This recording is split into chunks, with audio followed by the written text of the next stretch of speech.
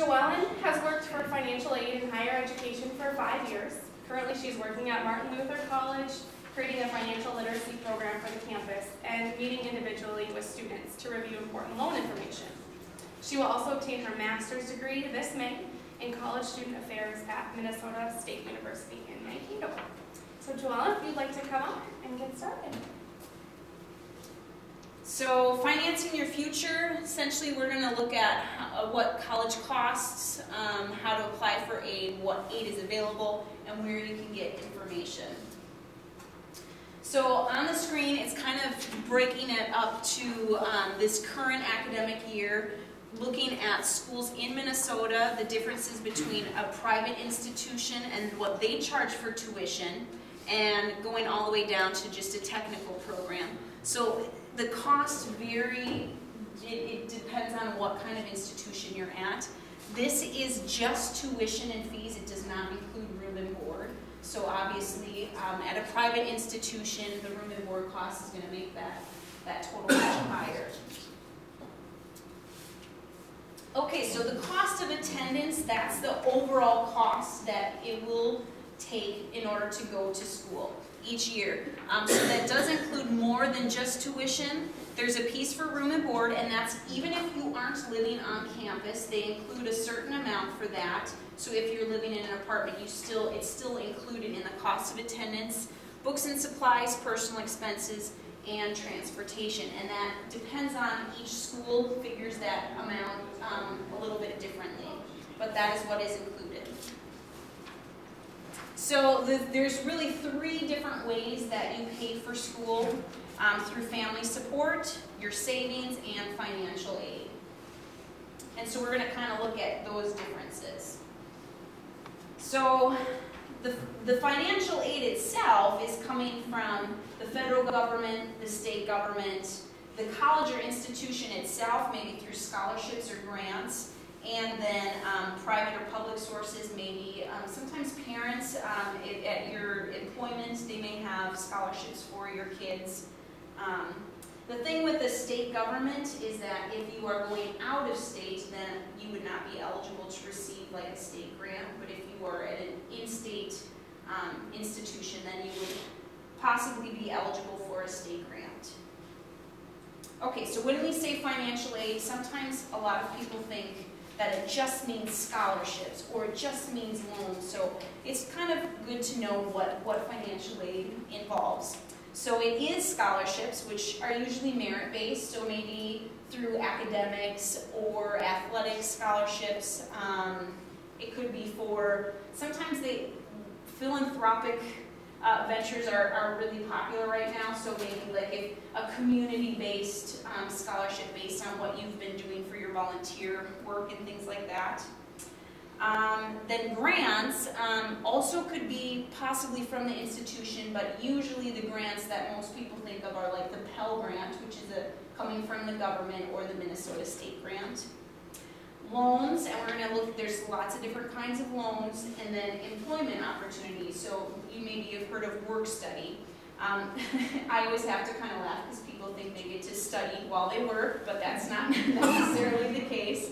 But it is usually a campus-based job, and the funding can either come through the state or through the federal government for work study.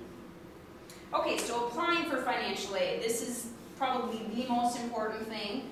You need to do this for any institution that you decide to go to, or the student is applying for, and it's through the FAFSA, the Free Application for Student Aid, FAFSA. It is free unless you are going to the wrong website, because there is a FAFSA.com, but then they charge you for it. So it should be FAFSA.ed.gov, and I'll show you a slide on that. This is something you will do every year to apply for aid. And usually you can start at the January before the next year it becomes available. But you'll want to look at the individual schools have priority deadlines. Most of the time it's around that March 15th date, but it depends on the school. Through this application, this is how you apply for federal and state funds. Oftentimes the institution will use the number, which we'll kind of go through the results, to see how much aid you are eligible for that institution. So in order to do the FAFSA, you need a PIN number. This is changing after April 16th, so then it's going to get a little bit more complicated, so you'll have to stay tuned for what that change is for you guys. Instead of doing a PIN, they're doing a username and password. We don't have all of the information about that quite yet because I think they don't want to scare us. But usually you will need some kind of identifier to apply for the FAFSA.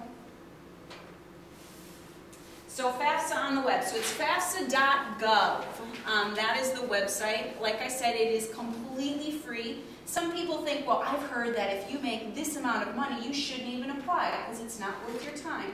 The applications have gotten so much easier than they were even 2 years ago because they keep trying to make it as relevant as possible. And you should always apply, even if you think you're not going to need to borrow anything or you don't think you're going to get any kind of scholarships or grants, because if you decide that you are going to need a little bit of help, even if it's in the form of loans, you will need to do the FAFSA. And governmental loans typically have the lowest interest rate out of any kind of student loan. So it's really important to apply every year. This is what the website looks like.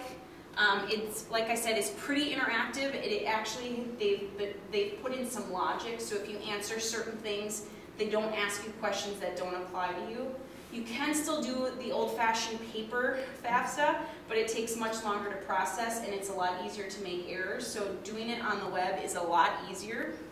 You can also do a FAFSA forecaster, so like if you were interested before your student is ready to actually apply, you can go in and see, kind of get an idea of what your expected family contribution is, which we'll talk about.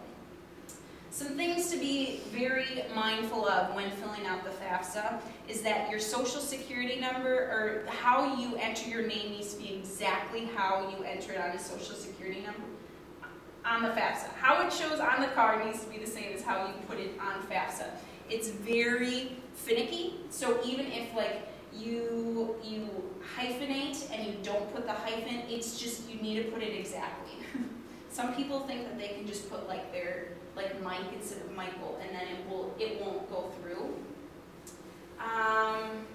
So you want to use your federal income tax information for the wages part. The really cool thing that they started a couple years ago is the data retrieval tool. It's really slick. It can pull it right in from the IRS website into FAFSA.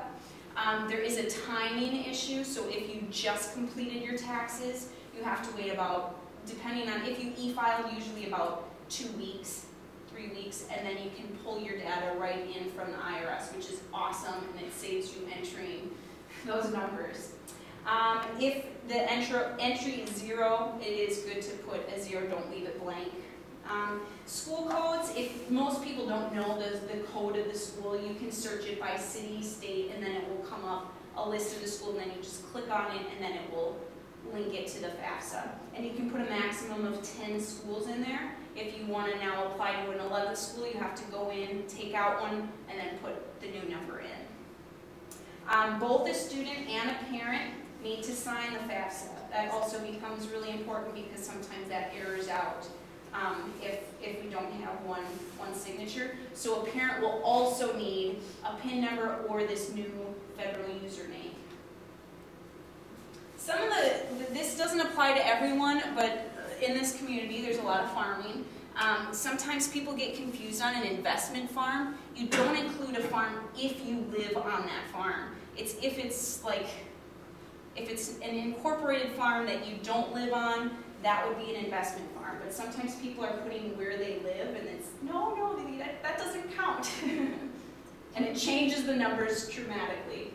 If a person is not filing their taxes by April 15th and they're going to do an extension, can they still fill out the FAFSA? Yes, great question. What you would do is you'd use estimates. Usually you'd use the year before information, and then you will say will file when it comes to that on the FAFSA. and then once you have filed, you'll go back in and update that information. Usually you need to work with the financial aid office at the school that you're working with so that they can put it in their records that it's an estimate. They're allowed to do financial aid awards based on estimates, but then they are required to go back in and get that actual information. Good question.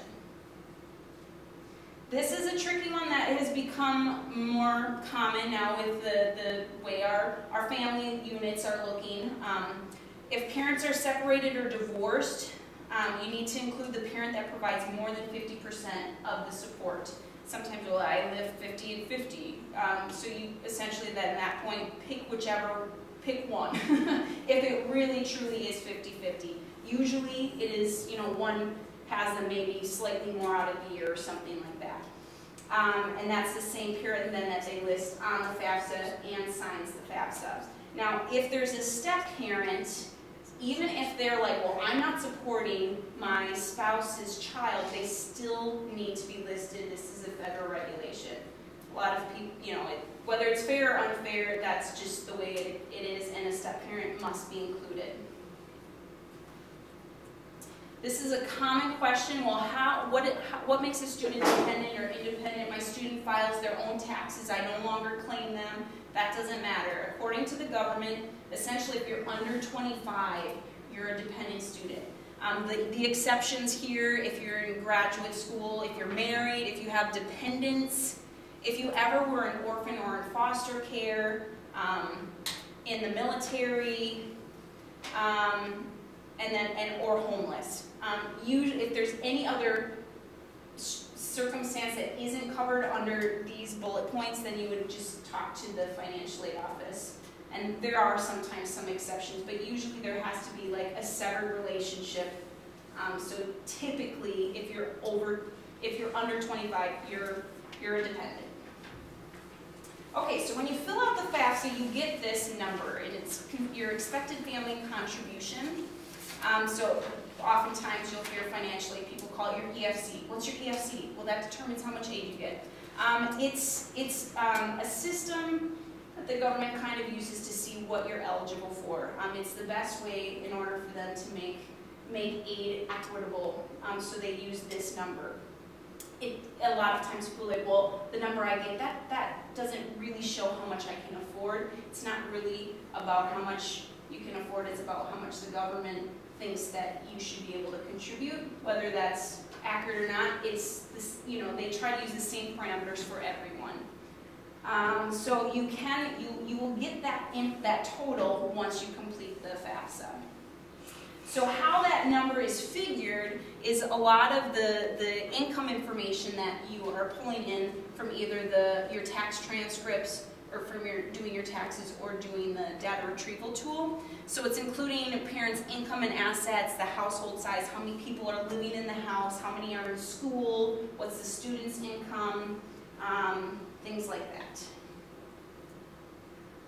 So then earlier we talked about the cost of attendance. So that's that total number, tuition, room and board fees, transportation, books. So they take that total cost of attendance and they subtract out that expected family contribution, and then that shows how much eligibility for aid you have. So for instance, if the total cost of attendance is $30,000 and then your expected family contribution is $10,000, then you would have a essentially $20,000 of eligibility for aid. And so then that determines what kind of grants, or if you can get subsidized versus unsubsidized loans, which we will also talk about. And so the thing to keep in mind with that is if your cost of attendance is bigger, then your eligibility for need-based aid will be bigger. So you might have different financial aid packages at different institutions based on what their cost of attendance is. So that's sometimes really important to know. So you'll have the same expected family contribution number, but if you're going to South Central versus Minnesota State versus Gustavus, you're going to have 3 completely different financial aid awards. Okay, so some of the grants that you may be eligible for. Pell Grant, that's been around for a very long time. So usually you have to be at a certain income usually to qualify for a Pell Grant because it is for our most needy students and families. And that is, the Pell Grant is universal through any school that handles federal aid, is part of the Pell Grant program. SEOG, a little bit different parameters, and you can see the range there. Minnesota State Grant, usually if you have a Minnesota State Grant, you usually also have Pell Grant. They kind of work hand in hand, so sometimes you might have a little bit more Minnesota State Grant, a little less Pell Grant. They kind of work together to meet that need that you have. And then, of course, institutional grants. So there are a lot of loans out there that you could be getting, but these are specific, the most common student loans that you might be eligible to borrow. The biggest two in this second column here, the direct loan, that's the loan that you are guaranteed to borrow if you complete the FAFSA. Any student at any institution, as long as they do the FAFSA, qualifies for a federal direct loan. Now some students, if you look at the very far end, it says additional information. The subsidized and unsubsidized would be the difference. If you qualify for a need-based loan, then that would be the subsidized loan. It does not accrue interest while the student is in school. But if they do not qualify for that based on that expected family contribution, they would be eligible for the unsubsidized loan. And the government has limits on how much you can borrow each year and the maximum you can borrow. So that overall, a student can only borrow $31,000 in the federal direct loan program.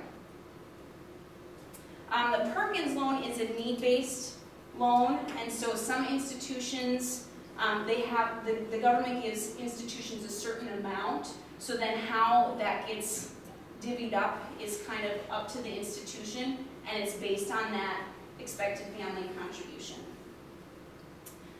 The Federal Parent Plus loan is similar to the Stafford loan, but it's for the parents.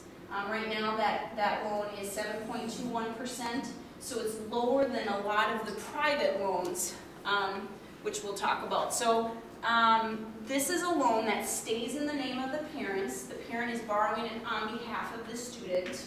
They don't have to make payments while the student is in school. They can get what's called a deferment, but it always stays in the name of the parent. The self loan is a type of private loan that you're borrowing from the state, and they have different parameters. But other than the federal loans, the private alternative loans is a very big umbrella of loans. There's a lot of different lenders. Those do require a cosigner, so usually the student and a parent must apply for that loan. And the interest rate is typically based on the credit of the parent or whoever the cosigner is. So that's why I just saw one today. I was meeting with a student, and their percentage rate was 2.8%, or 10.8%, which is pretty high. So I was talking to them about, well, if your parents can help you and they wouldn't mind taking out a loan, you're going to save quite a bit of money just on the interest payments by going down to 7.21%. Some students and parents work it out that the student will actually make the payment when it goes into repayment, but it can't get transferred to the student. So that's kind of one of the downfalls. So work study I mentioned, you don't actually get to study while you work usually, but usually what it does is that it can go directly towards your tuition bill. So you could get a job on campus. There's so many different kinds, and it depends on the institution, but then any of your earnings can get credited directly to your tuition bill, or to reduce it. So something that's really good to start doing now, and well, really anytime, is scholarship searching. So some ideas of where to look for those. Usually at the high school, the counselor's office has a list, and they get notification of scholarships that that are available. Employers, some even like, my goodness, even like McDonald's for their employees has a really good scholarship program for their student workers, employees. So things like that, colleges and universities. There are some scholarship searches, but this is really important to keep in mind as well. It should never cost you anything to apply for a scholarship. So if it's asking you for any credit card information, don't proceed.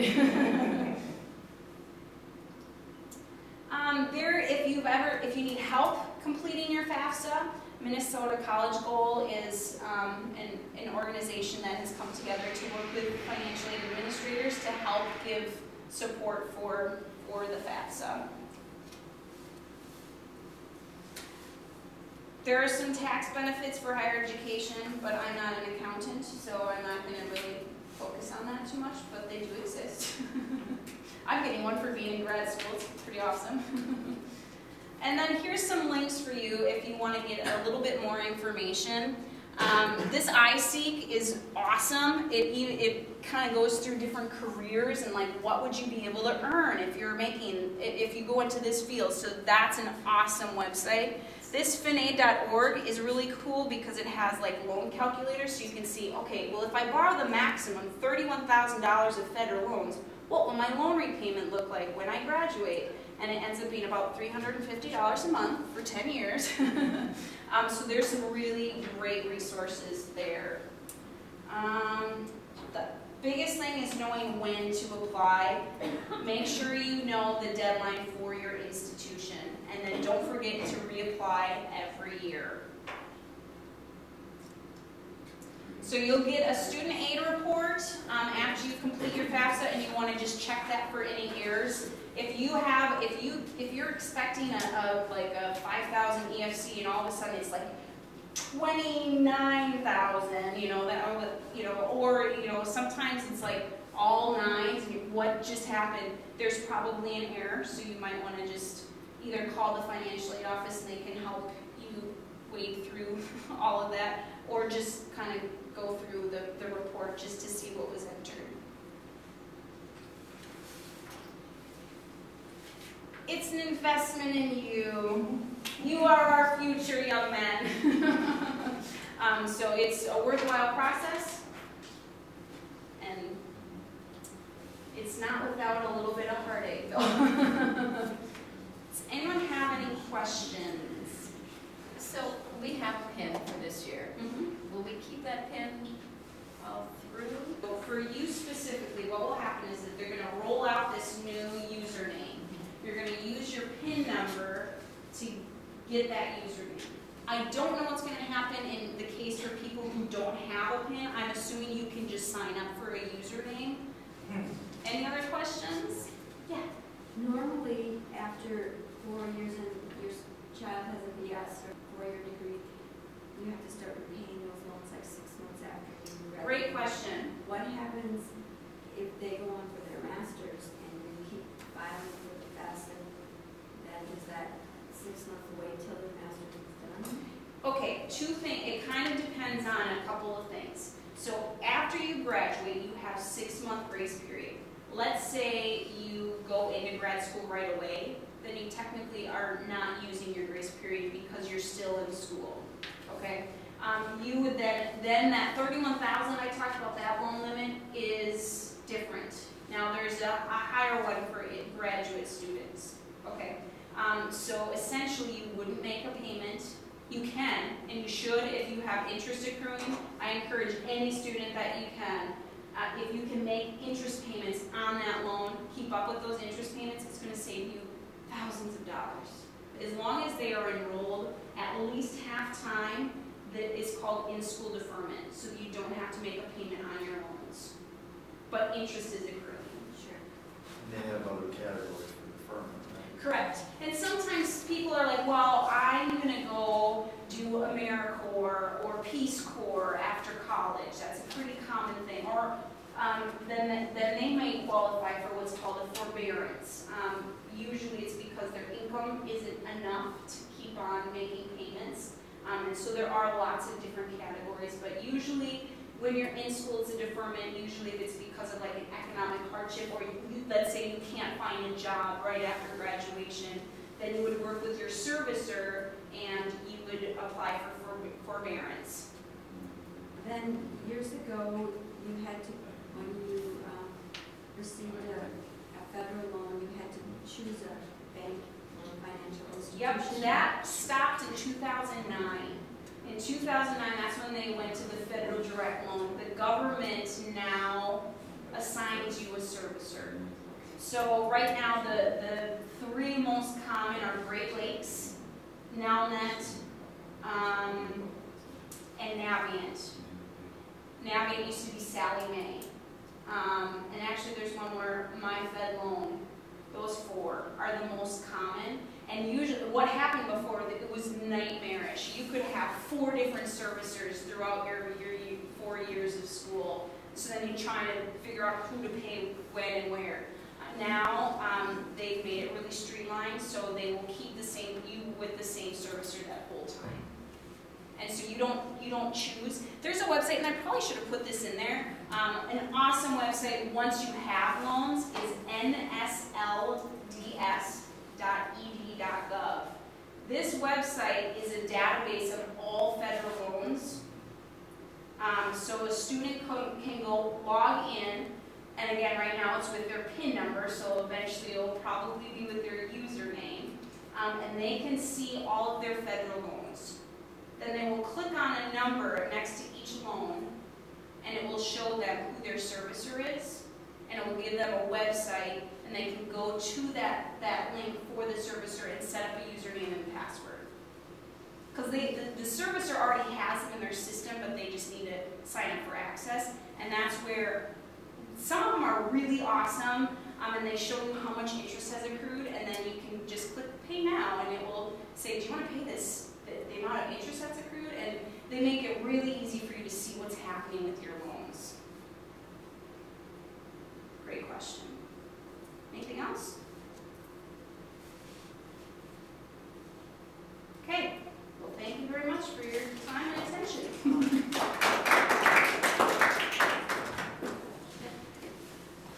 Thank you very much, JoElyn. That was really good information. I'm sure all our heads are just going and going. Lots to look forward to. And I'll just introduce Julie here. Julie Zachariason is a supervisor and certified credit counselor with Lutheran Social Services Financial Counseling.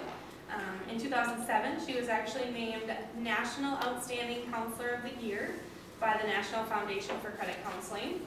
And with over 20 years of experience, she has helped thousands of consumers better understand how to regain control of their finances. Thanks for inviting me.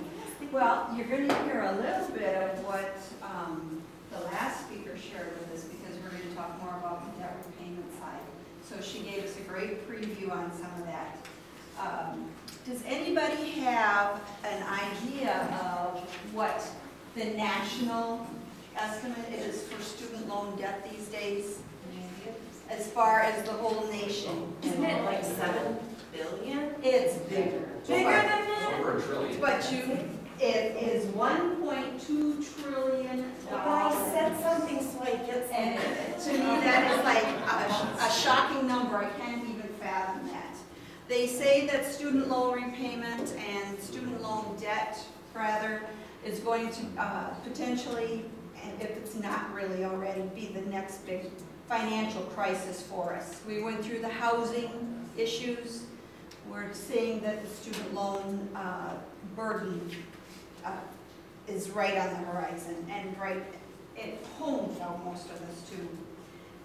Minnesota is a bunch of smart people in this state. We have lots. We're very educated. We also have a lot of student loan debt, and we are one of the top 10 with the most student debt nationally also. Anybody got an idea about the percentage of students graduate with student loan debt? Wild guess? Percentage of students? 95%. 95%. Well, it could be, because statistics sometimes vary. The one I was reading said at least 70% do graduate with student loan debt, which, again, that's a pretty substantial number. And credit card debt. Anybody got an idea? Because on top of the credit or the student loan debt, they usually have a little bit of credit card debt that's come along the way. Wild guess on that? Last prize. Are you looking for a percentage of students No, that? I'm looking for a dollar. Dollar. They have a 500 on their credit cards. They have 10. Well, they have about 3,000. Nice try. So it isn't just about the student loan balances. It's really about the debt that gets otherwise accumulated for a living and whatnot. So the bottom line here is I'm encouraging people, no matter what, I have to come back to the basics. Create a spending plan, whether you're the parent or whether you are the student. So you know what you've got to work with. So you have that conversation if you've agreed to be a co-signer, that you can really afford it. Or maybe you don't plan to afford it, parent, and you think you're going to have the student pay for that. It's got to be discussed as far as who is going to be the responsible party, no matter who's got the loan in their name of. So having that frank discussion is a big deal. So create that spending plan. Don't set yourself up to borrow more than what you know you can repay. That's just the bottom line, straight and simple. And spending plans are not a one-shot does it for most people. You have to revise it and work the numbers until they really do work for you. And everybody's goal that I've seen in the last 20 years plus has been to be able to pay for their bills and have their at least their net income cover their living expenses, their savings, and their bill paying. So keep that in mind. I'm also encouraging you to, as you do a spending plan, don't just forget about who you owe that may not be due right now. Whether it's a student loan, whether it's a car loan. Okay, you've got a car loan and now a student loan and now you've got rent. So again, it can get bigger and bigger. It can be an eye-opening experience because very, very many people don't know what they owe. They've never sat down and really taken a look at it. Student loans, home loans, car loans, credit cards. Do yourself a favor and know what you owe. If you don't have an idea of that, we all have access to credit reports for free as a consumer at one time a year from Experian, from TransUnion, and from Equifax. You can get them all right there at annualcreditreport.com. So do yourself a favor, whether you have student loans in deferment, whether you have, you're working on your cash flow plan, just once a year do a check on that. And Bill Earl, if your outgo exceeds your income, then your upkeep will be your downfall. I thought that was cute. I like that saying. So indeed, student loan repayment will begin about 6 months after you leave or graduate from college. There are generally a number of repayment plans. There's about 7 of them. I listed 3 here, but a standard payment plan is a fixed payment, so you have it every month the same amount. It's about 10 years, and it's going to be about a $50 minimum, or up from there, depending on what your balance is. There's also an extended plan. There's a number of extended plans, and actually they can have payments for up to 25 years. So you might have a 10-year, you might have a 20-year, you might have a 25-year, depending on, again, what you ultimately feel if you can't afford the standard payment plan. And income-based repayment plans, again, there's lots of options here. So payback is not fun for anybody when the numbers do get big, or whether, you know, it's any amount. But just the idea is to be aware that you could have reduced payments based on your income, a pay-as-you-earn, payment contingent. Those things, do be aware you're going to end up paying more interest because you're making smaller payments. But sometimes that can help you to avoid default, and that's ultimately what you want to do, is not have default. Some other options for student loan repayment: deferments, forbearances. Again, there was some discussion earlier that you can temporarily postpone those payments or reduce them. Consolidation. Sometimes when there are a lot of debts or a number of them, it's more comfortable in the budget to consolidate them into one payment.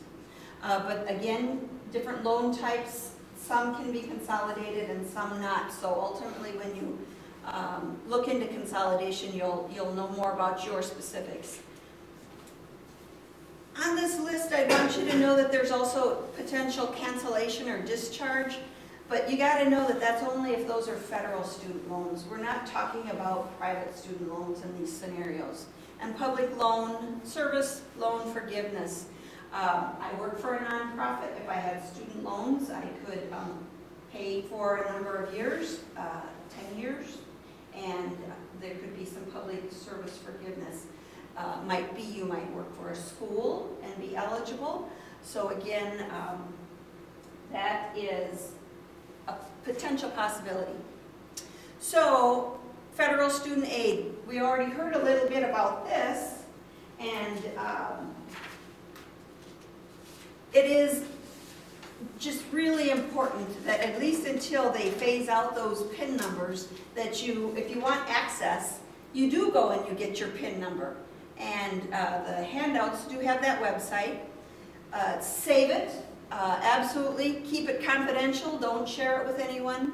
And what you ultimately are going to be able to do is to go to that NSLDS website and gain that summary information of all of your federal loans.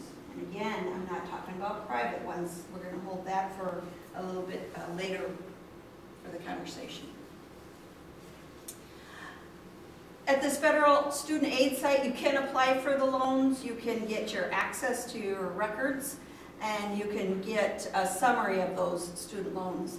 And as you stole my thunder, you click on that little number by the student loan line, and it'll take you into another level of information. So you get the summary page first, and you think, oh, that's not any information, or not enough. Again, go deeper by clicking on that number, and you're going to get your servicer, the address, your loan amount, your status.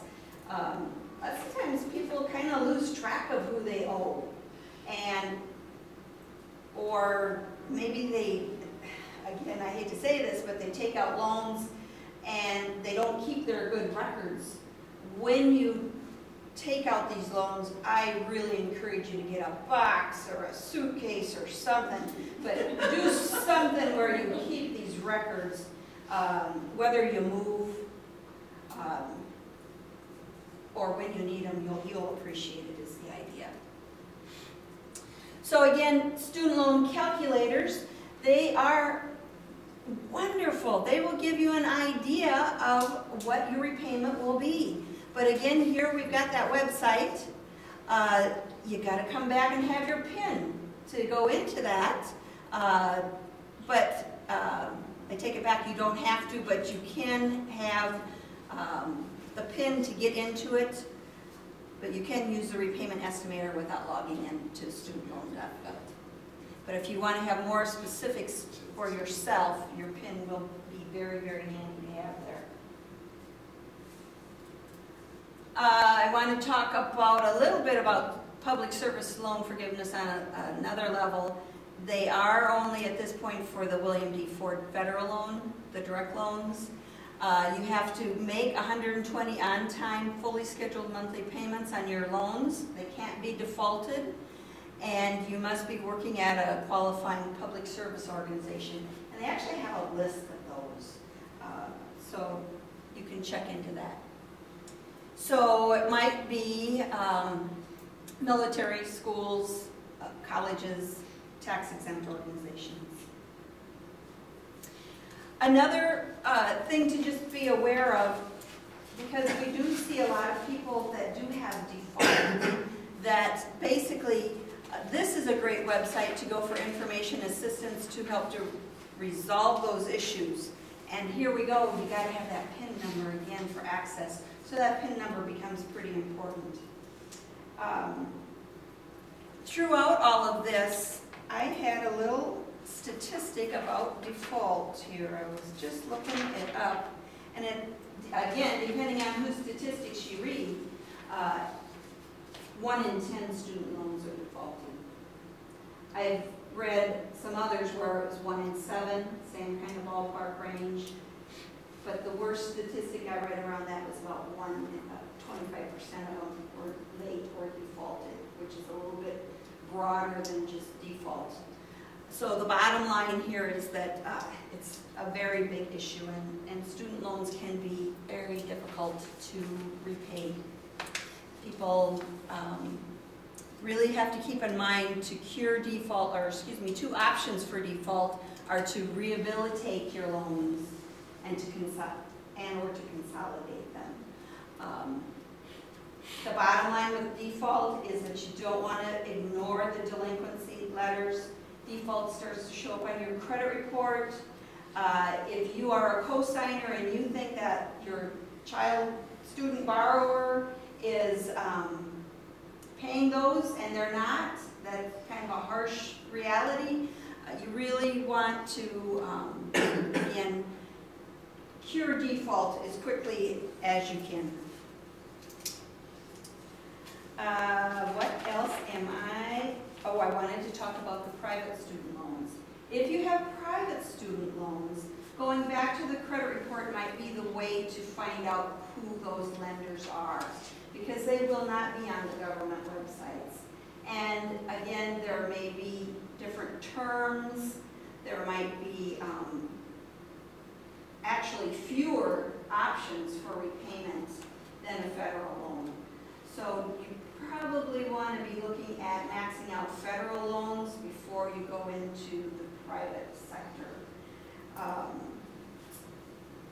Private loans may or may not have a grace period. The interest is typically accruing right away, and they don't have the same options of cancellation or forgiveness, generally not forbearance and deferment options either. So again, just keep that in mind when you're looking at the private loans. You may have to take those out, but just know what you're agreeing to.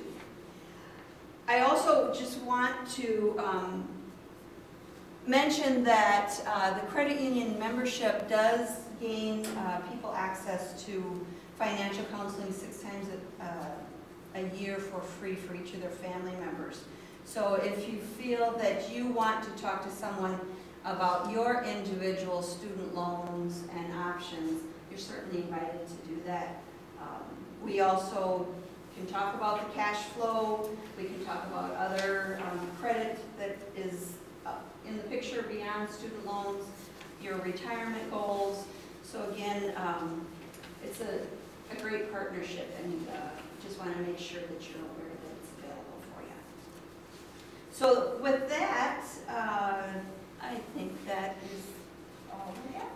Yes, ma'am. Can you lower your interest rate on federal loans by consolidating? Or? You may. I don't know the details on this.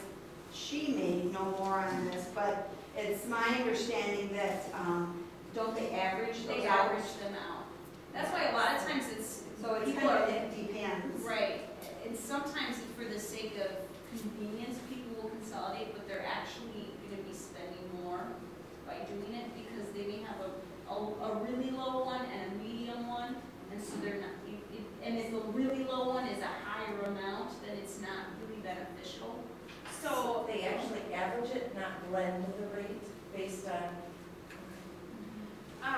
So your federal loans, the rate is not based on your credit score or how creditworthy The you are. government determines the interest rate every year for those loans, so we don't know what next year's interest rate is for federal loans. And you will change your current loans. No. Oh, okay. That loan, so the loan that you, so like for instance, students who are first-year students this year, this federal loan is 4.66%. It will stay 4.66 the entire term of that loan. if they get a new one and that interest rate is different, then that one will stay at that new interest rate. Well, thanks for having me.